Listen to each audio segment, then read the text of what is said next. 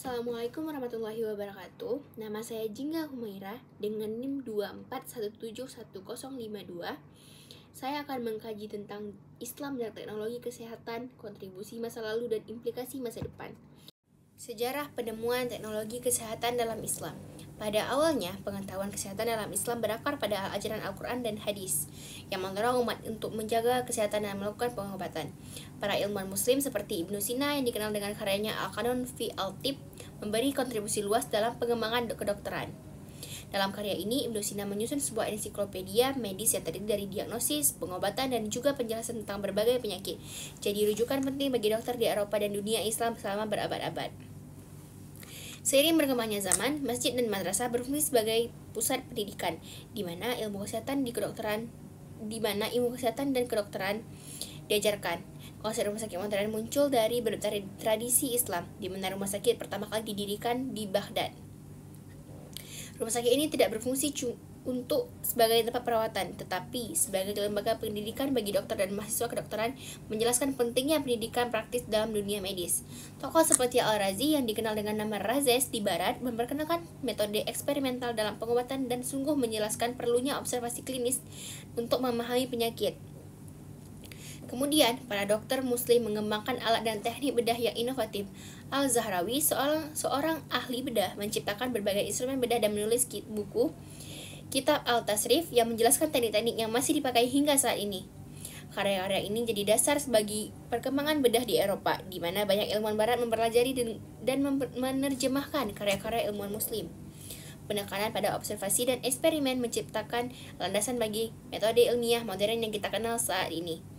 Islam mendorong perkembangan ilmu gizi dan kesehatan rakyat. Konsep menjaga kesehatan melalui diet dan kebersihan dijelaskan dari berbagai hadis.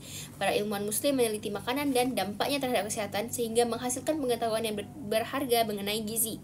Misalnya, Al-Ma'mun mendirikan rumah sakit khusus untuk penyakit mental, menunjukkan perhatian Islam terhadap kesehatan mental dan kesejahteraan individu. Pemikiran ini menunjukkan bahwa kesehatan dalam Islam tak cuma fisik, tapi mental dan spiritual. Pengaruh peradaban Islam dalam bidang teknologi kesehatan terlihat dalam pengembangan farmakologi. Ilmuwan seperti Al-Biruni melakukan penelitian luas tentang tanaman obat dan senyawa kimia, menyusun berbagai formula obat yang masih dipakai sampai dengan saat ini. Mereka mempraktekkan proses penyulingan dan pengolahan bahan obat, menciptakan obat-obat yang lebih efektif. Kontribusi ini menunjukkan bahwa praktek pengobatan dalam Islam tak cuma berlandaskan pada tradisi, tapi pada ilmu, pengetahuan yang terukur. Kemudian interaksi antara budaya Islam dan budaya lainnya seperti Yunani dan Romawi memberikan kontribusi penting terhadap perkembangan teknologi kesehatan. Para ilmuwan Muslim tak cuma menerjemahkan karya-karya ilmuwan Yunani, tapi mengkritisi dan mengembangkan ide tersebut, menciptakan pengetahuan baru yang lebih baik. Perpustakaan besar di Cordoba dan Baghdad jadi pusat bagi pertukaran pengetahuan ini, menarik para cendekiawan dari berbagai belahan dunia untuk berdiskusi dan mengembangkan ilmu pengetahuan. Melalui berbagai disiplin ilmu, tak terkecuali astronomi dan matematika, ilmuwan Muslim berkontribusi pada pengembangan alat medis. Al-Khwarizmi, dikenal sebagai Bapak Al-Jabar, memberi kontribusi dalam menciptakan sistem pengukuran yang akurat untuk mendiagnosis penyakit. Pemakaian angka dan penghitungan dalam kedokteran memperkuat dasar-dasar ilmiah dan dalam praktik medis, menjadikan kedokteran sebagai sebuah profesi yang terukur dan bisa dipertanggungjawabkan. Pada masa kejayaan Islam, para ilmuwan melakukan penelitian terhadap epidemiologi. Mereka melakukan studi tentang penyebaran penyakit dan cara mencegahnya, yang sungguh relevan dan dalam ranah masyarakat modern. Pendekatan luas terhadap kesehatan ini yang menggabungkan aspek fisik, mental, dan sosial jadi cikal bakal di teori kesehatan rakyat yang kita kenal sekarang. Konsep isolasi penderita dan kebersihan sebagai pencegahan penyakit sungguh dipengaruhi oleh ajaran Islam yang menjelaskan pentingnya menjaga kesehatan. Islam dan peradaban teknologi. Islam sejak zaman keemasannya punya kontribusi besar dalam berbagai bidang ilmu, pengetahuan dan teknologi, tak terkecuali di dalam teknologi kesehatan. Pada masa kekhalifahan Abbasiyah, terlebih pada masa Harun al-Rashid dan putranya Al-Ma'mun, lembaga ilmiah seperti Baitul Hikmah atau Rumah Kebijaksanaan dibangun di Baghdad, yang jadi pusat penerjemahan dan penelitian ilmiah. Para ilmuwan Muslim tak cuma menerjemahkan karya-karya Yunani, tapi mengembangkannya dengan penemuan-penemuan baru. Selanjutnya ada kontribusi ilmuwan Muslim dalam teknologi kesehatan. Salah satu yang paling terkenal yakni Ibnu Sina atau Avicenna, melalui karyanya yang monumental Al-Qanun fi Al-Tibb atau Canon of Medicine. Karya ini jadi rujukan utama dalam dunia kedokteran barat maupun timur selama beberapa abad. Ibnu Sina memperkenalkan berbagai prinsip mendasar dalam dunia kedokteran, seperti konsep penyakit menular, pentingnya eksperimen klinis, dan juga peran lingkungan dalam kesehatan. Kemudian sistematika yang diterapkannya dalam diagnosis dan terapi medis jadi standar bagi para dokter di seluruh dunia, menunjukkan kecanggihannya pemikiran yang jauh melampaui zamannya. Al-Razi atau Rhazes, yakni ilmuwan lain yang memberi sumbangsih luar biasa, dikenal sebagai satu pionir dalam bidang oftalmologi, bedah, dan penanganan penyakit infeksi. Al-Razi memperkenalkan metode diagnostik yang lebih sistematis, tak terkecuali dalam pengembangan teori mengenai penyakit cacar. Beliau menulis banyak karya medis yang fokusnya itu pada diagnosis dan pengobatan penyakit, dan juga memberikan perhatian besar pada pengelolaan kesehatan secara luas. Karyanya dalam bidang oftalmologi membantu meningkatkan pengetahuan dunia medis terhadap pendapatan penyakit mata yang pada zamannya masih sungguh terbatas. Kemudian Al-Zahrawi atau Abul Qasis dianggap sebagai bapak ilmu bedah modern. Karya besarnya Al-Tasrif, yakni ensiklopedia medis yang terdiri dari 30 volume dan menjelaskan berbagai prosedur bedah dan juga instrumen yang dipakai dalam praktek kedokteran. Karyanya tak cuma jadi pedoman bagi dokter-dokter muslim pada masanya, tapi bagi dunia kedokteran barat. Inovasi Al-Zahrawi dalam menciptakan alat-alat bedah dan teknik bedah canggih pada zamannya, seperti ligasi arteri dan penjahitan luka, masih dipakai dalam bentuk yang lebih modern saat ini. Beliau mencatat pentingnya menjaga sterilitas dalam prosedur bedah, sebuah konsep yang jadi landasan ilmu kedokteran modern. Tak cuma dalam hal teori dan praktik pengobatan, ilmuwan muslim berperan dalam pengembangan teknologi medis. Mereka merancang dan menyempurnakan berbagai instrumen bedah yang terus dipakai sampai saat kini. Kemudian konsep rumah sakit modern atau bimaristan yang dikembangkan oleh peradaban Islam menunjukkan bagaimana mereka memandang kesehatan sebagai aspek yang penting dalam rakyat.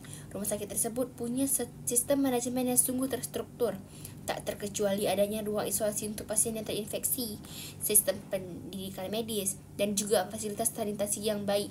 Sistem ini jadi model bagi pengembangan rumah sakit modern di dunia barat. Kemudian ilmuwan Muslim berperan dalam pengembangan konsep sanitasi yang terintegrasi dengan lingkungan kesehatan. Mereka memahami pentingnya menjaga kebersihan air, menjaga makanan, dan juga lingkungan tempat tinggal sebagai bagian dari pencegahan penyakit. Hal ini terlihat dari penemuan metode pengolahan air dan pemakaman antiseptik dalam lingkungan medis yang dirancang untuk meminimalkan penyebaran penyakit menular. Pengetahuan mereka tentang pentingnya lingkungan yang bersih dan steril jadi dasar dari ilmu epidemiologi modern. Fatwa ulama terkait teknologi kesehatan. Ulama telah memberi panduan melalui fatwa terkait pemakaian teknologi kesehatan modern, seperti transplantasi organ, fertilisasi in vitro atau IVF, dan pemakaian obat-obat yang mungkin mengandung zat haram. Beberapa fatwa menjelaskan pentingnya pemakaian teknologi kesehatan selama tak melanggar prinsip-prinsip dasar dalam syariah.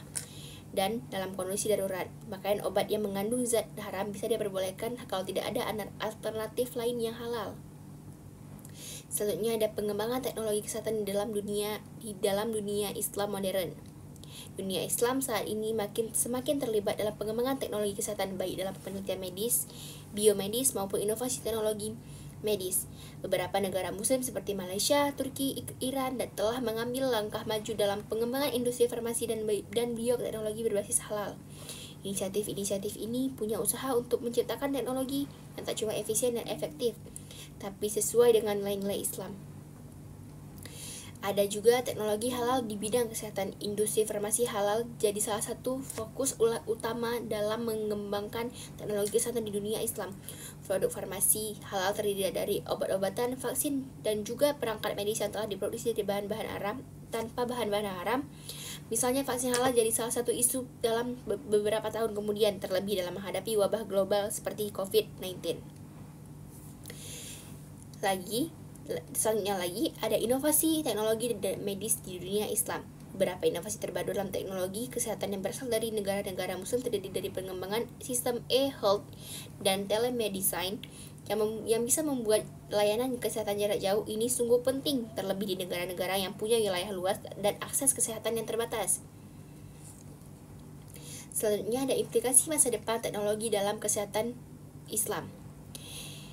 Teknologi kesehatan terus berkembang pesat, tak terkecuali pengembangan teknologi seperti dalam diagnosis medis, robotika dalam bedah, dan juga bioteknologi dalam pengobatan penyakit genetik. Dalam dunia Islam dihadapkan pada tantangan untuk terus beradaptasi dengan perkembangan ini sembari menjaga nilai-nilai Islam yang mendasar.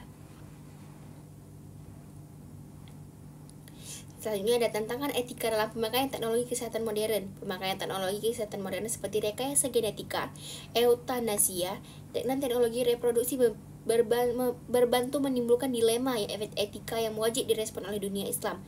Ulama dan ahli hukum Islam wajib terus memberi fatwa dan panduan yang relevan supaya umat Islam bisa mengambil manfaat dari perkembangan teknologi ini tanpa melanggar prinsip syariah. Dan yang terakhir ada peluang pengembangan teknologi kesehatan berbasis Islam. Pengembangan teknologi kesehatan berbasis Islam punya potensi besar seperti pengembangan perangkat medis dan produk farmasi yang sesuai dengan prinsip-prinsip halal dan thayyib ataupun baik. Bisa jadi alternatif global yang dimenanti tak cuma oleh umat Islam, tapi masyarakat umum yang menginginkan produk kesehatan yang aman dan etis. Baik, saya akhiri. Wassalamualaikum warahmatullahi wabarakatuh.